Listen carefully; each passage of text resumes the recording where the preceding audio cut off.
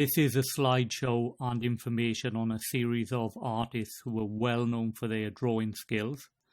Ultimately, you are going to be tested on your ability to recognize the different artists, and what you'll need to do when you listen to the slideshow is jot down some of the information.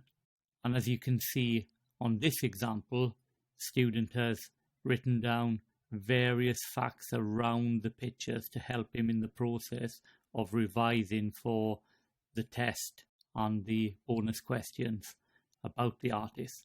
So this is one of the earliest examples of drawings found on the wall of a cave in France. It's probably 35,000 years old. Back then, of course, the artist didn't have traditional pencils and would have scratched the markings onto the wall with maybe a rock or drawn them on with a stick which was burnt at the end to create a charcoal-like effect. And then colour has been added to the drawing, and maybe the colour would have been mixed up by perhaps taking plants to create dyes, or maybe earth to create the sort of brownish reddish colour, or perhaps even using the various leftovers from animals, blood, etc. to create a limited range of colours to add to the cave drawing. The next drawing is a drawing by Pieter Bruegel, a Dutch artist born in 1525, so a 16th century artist, and this drawing is called The Artist and the Connoisseur, or sometimes it's known as The Artist and the Buyer. And one can see there's a painter, and over his shoulder is an individual looking closely at probably what's being painted, and perhaps even thinking about buying the image or buying the picture. So if you look closely at the work, you can see it's pen and ink drawing. It's quite dark, so Bruegel would have dipped the pen into the ink, drawn some. When the ink ran out, dipped the pen again into the pot of ink, continued to draw. And if you look closely, you can see a wide variety of marks, whether it's dots or curved lines on the face, or whether it's a cross-hatching to make up some of the detail on the clothing. So that's Pieter Bruegel. The next drawing is by another German artist called Albrecht Dürer. It's a drawing of a walrus, and Dürer was quite well known for his very detailed and complex animal drawings. If you look closely, you can see he's dated the drawing 1521, and he's quite distinctive in how he signs his signature. The next drawing is a very famous image by Leonardo da Vinci. Leonardo was very interested in the proportions and anatomy of the human body. He would even dissect dead bodies in order to learn more about how the body worked, the muscles and the bones, etc. And this is him trying to work out the proportions of the human body in relation to geometric shapes like a square and a circle. Leonardo was one of the great artists of the Italian Renaissance, a period of art in Italy between the 15th and 16th century where art was particularly strong. One of the other great artists of the Italian Renaissance was Michelangelo. Here we see an example of one of his drawings of Christ on the cross. And again we see another example of a portrait drawing of a young man.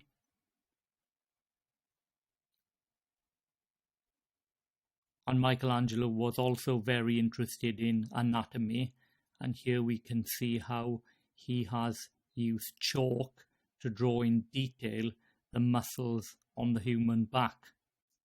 And this is actually a drawing of a figure Michelangelo would ultimately paint on the ceiling of the Sistine Chapel.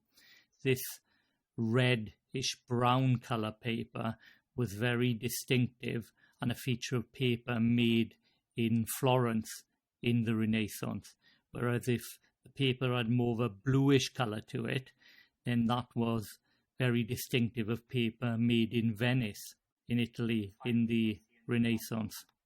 And finally we see an example of a drawing for one of the sculptures Michelangelo intended to make, but actually didn't make this one. Now, as well as being a painter and a sculptor, Michelangelo was also an architect. And if you look at this drawing, you see a very accurate drawing with straight lines and precise curves as an architect's drawing. And this is a plan for St. Peter's in Rome, the Vatican, which Michelangelo actually was brought in to finish the design for the dome, which nobody else could make. So next we move from Renaissance Italy to 19th century France. This is a drawing by an artist called Paul Cézanne. Paul Cézanne is often known as the father of modern art, more because of the way he painted rather than his drawings. And if you look at this closely, you'd see it's a much lighter, quicker drawing. Perhaps some people might describe it more accurately as a sketch. It's much looser, but there are still a good range of lines and cross-hatching and a variety of marks in the drawing by Paul Cézanne. Next we have a very distinctive drawing by another 19th century French artist called Georges Seurat. If you look closely, you can see where he signed it in the top right-hand corner. One of the things about this drawing is it's produced with a very hard chalk called Conte crayon on a rough paper, so it almost appears like it's made up of little dots, but actually it's the texture of the paper to create this effect. Georges Seurat. So the next 5 drawings are by Vincent van Gogh, a Dutch artist who produced work in pen and ink mostly for his drawings. I wonder if you can remember which other artists we mentioned did a pen and ink drawing. Van Gogh manages to get a huge amount of detail and energy into his drawing, whether it's all those marks making up the beard or the clothing, or whether it's the choppy sea on which the boats are struggling to sail. And the sea is made up of all these energetic curved marks and dashes, whereas the sky looks a lot calmer, made up of evenly spaced dots. And next we see another landscape with trees and sun in the background and smaller trees. Hopefully by now you're starting to recognize the very distinctive style of Van Gogh and how he's perhaps different from some of the other artists we've looked at. And lastly, we have a self-portrait of Van Gogh. This is a very different style of drawing than the sketch we looked at, which was done by Paul Cézanne, for example. Next, we see a series of drawings by Pablo Picasso, one of the most famous artists of the 20th century. This first image is done almost completely with the use of cross-hatching, whereas this next drawing shows how good Picasso's skills were even when he was about 13 or 14 years old. These are incredibly detailed drawings for somebody so young. And lastly, we see some examples of drawings, self-portraits mostly, just from Picasso's sketchbook. So again, probably better to describe these as sketches rather than drawings. So next we have some images by a very well-known artist who perhaps you recognize, L.S. Lowry, Lawrence Stephen Lowry, who was an artist based in Salford who drew the people and the streets around Salford and Manchester. Lowry is very renowned for his almost sometimes described as matchstick men. But if you look closely, you can see a wide variety of people. You can see children and you can see women wearing coats and hats, perhaps people playing in the street. You can even see pets, dogs and cats, and a variety of people from everyday life in the streets of Salford.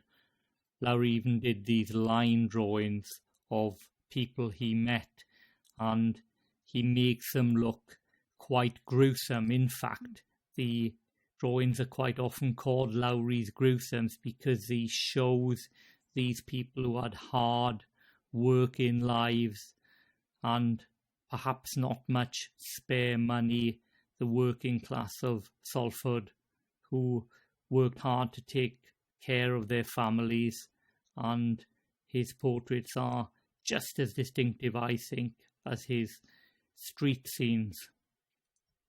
So next we have a couple of drawings by an artist called Alberto Giacometti. Sounds Italian, but actually is one of the few famous Swiss artists, and almost draws with a continual line, almost like a scribble. Now this first drawing is a drawing of Christ, of course, and it's much darker because it's done in ink, whereas this second drawing of this figure seated, again very loose, lots of lines in the drawing, almost continuous lines, is much lighter because it's done in pencil, of course. So Alberto Giacometti. So next we see some drawings by Henry Moore. Henry Moore was a British sculptor, probably the most famous British sculptor of the 20th century. You can see these first couple of images. He gets the effect by drawing the image out in wax and then drawing over the top of it in ink, and where the ink doesn't stick to the wax, it gives this very distinctive effect. Henry Moore was also a war artist, and this image was done in the tubes in London during the Second World War when people were down there sheltering from the German bombers. The other way Henry Moore draws is again with a continual line, almost like a scribble, without taking his hand off the page. Little bit like Giacometti, but more careful and controlled. And if you look at these drawings of sheep and hands, lots of line, lots of marks. So if you come across this type of drawing, and they're drawings of sheep or hands, you will probably recognize them as the drawings of Henry Moore. And lastly, we see some figure drawings, again with lots of lines, tracing almost the shape of the face, quite distinctive in how he puts the lines over the face. So these are the drawings of the British artist Henry Moore. And if we finish with another British artist, Lucian Freud, again, Lucian Freud draws in a couple of different styles. First of all, we've got these very distinctive drawings with precise lines. If you look in the background of this one, the lines and cross-hatching look like they're done with a ruler. Lots of dots carefully placed together show the different shades of tone on the human face. And then you see the curved lines of the hair and the cross-hatching showing the shadows of the leaf. And if you look at this next drawing, you'll probably start to recognize the style of Freud's drawing, and also the same figure, the same woman in the actual drawing as the previous one. These next drawings show Freud working in a different way. He's far more loose with his marks. He's much darker with his drawing lines. And it's that level of darkness and contrast in the work that actually makes the drawing seem a bit more striking to look at. So hopefully now you're starting to recognize the different styles of drawing techniques artists use, and you'll be able to tell the difference between perhaps a Lucian Freud portrait and a Vincent van Gogh portrait, or a Michelangelo drawing and an L.S. Lowry drawing. And of course, you are going to be tested on your ability to recognize the different drawing styles of artists in a few weeks' time.